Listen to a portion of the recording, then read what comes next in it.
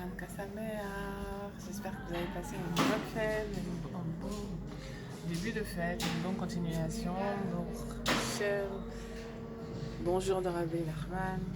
J'espère que vous allez tous bien et que vous avez beaucoup de simcha et vous rattachez encore que des bonnes nouvelles, soyez en bonne santé et plein de bravo de la part de Rabbi.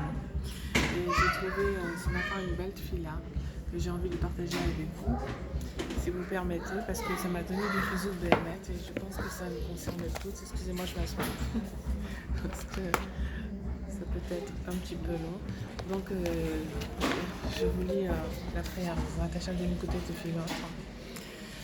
Toi qui es rempli de bienveillance, je t'en prie, aide-moi et pitié de moi dans ton abondante miséricorde.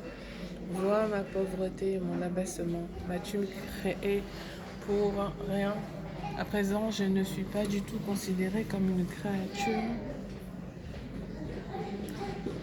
comme si je n'avais encore nullement d'existence dans ce monde, car il aurait mieux valu que je ne sois pas créée,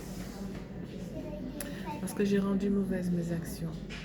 C'est pourquoi je me présente devant toi, éternel mon Dieu, afin que tu me viennes en aide par la force de ton grand nom, par lequel tu t'es dénommé au moment où tu as commencé à délivrer tes enfants de l'Égypte pour en faire ton peuple et pour les ramener à toi, hors de l'impureté de l'Égypte, comme tu l'as fait connaître à Moshe.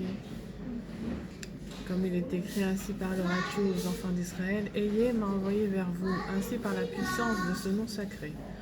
Confère-moi le mérite, dans ta grande bienveillance, de commencer à me préparer à acquérir une existence dans ce monde, grâce au fait que tu me feras réussir dans ton abondante miséricorde, à revenir à toi véritablement de sorte à avoir le mérite de ressentir la douleur due à mes fautes et à mes nombreux péchés, afin d'accomplir devant toi un repentir parfait.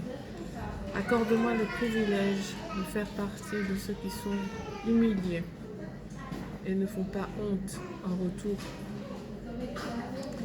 de ceux qui entendent le mépris dont ils sont l'objet et qui ne répondent pas. Que mon âme demeure silencieuse devant ceux qui me maudissent et qu'à l'égard de toutes sortes de mépris, d'outrages et d'insultes que j'entendrai de la part de quiconque me fera honte, je me tairai et je resterai silencieux vis-à-vis de lui, ainsi qu'il est écrit. Garde le silence pour Dieu et espère en lui. Je suis devenu semblable à un homme qui n'entend pas, qui n'a pas de répondant dans sa bouche, comme un sourd qui n'entend pas, comme un muet qui n'ouvre pas la bouche.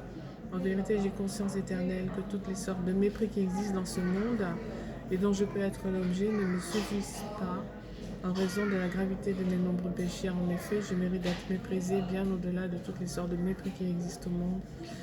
Bien davantage que ce que la bouche peut en dire, car en raison de mes nombreuses fautes, j'ai porté atteinte à ton grand et saint honneur, et je n'ai pas respecté ton grand nom.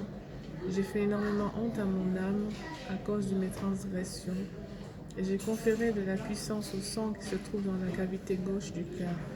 C'est pourquoi c'est certainement pour moi une obligation à supporter ces hontes sévères et l'écoulement du sang. C'est honte équivaut à tuer. C'est la raison pour laquelle viens en mon aide, éternel mon Dieu, afin que je ne réponde pas à ceux qui humilient et qui bafouent ma personne, afin que cette attitude me serve d'expiation pour toutes mes fautes. Alors voilà, c'est simple, c'est-à-dire que quand on a des ennemis, des gens qui nous font honte, qui nous méprisent, qui ne nous donnent pas suffisamment d'honneur et tout, c'est pour notre bien le plus grand. Et il n'y a pas raison de leur en vouloir ni de leur répondre autant que ce qu'ils nous ont fait, parce qu'en fait c'est pour faire expiation à toutes nos fautes. Et surtout à l'honneur qu'on a bafoué, l'honneur d'Hachem qu'on a bafoué. Et ça, c'est un grand principe dans la Chassidut, dans la philosophie de Rabbi Nachman, de recevoir les affronts et de rougir et de se taire. Et ça, c'est pratiquement le seul ou le meilleur moyen de faire Teshuvah. Et ce qui permet de passer au-delà de, du bisayon, c'est-à-dire avoir gadlut amoré, de se dire c'est pas une personne là qui est là à m'embêter et je lui en veux et où je vais me venger, où je vais. Mais elle va voir, elle va comprendre, je vais bien lui répondre. La prochaine fois, je lui dirai telle et telle chose, et comme ça, elle aura compris. Non, non, elle n'est qu'un objet, elle n'est qu'un bâton dans la main d'Hacham pour notre plus grand bien. Abraham Ben Rav Nachman de Touchine, il a dit si on était capable de voir à quel point le bisayon, les affreux nous font du bien, eh bien on irait au mikvé avant pour être à la hauteur de recevoir cet affront. Donc ne vous faites pas de soucis en tant que Breslev, vous en avez eu, vous en avez et vous en aurez. C'est la bonne nouvelle de la journée. Donc je vous embrasse très fort et je vous dis à la prochaine. Les Indéchèmes, Hanouka Samia, de bonnes nouvelles, je vous embrasse.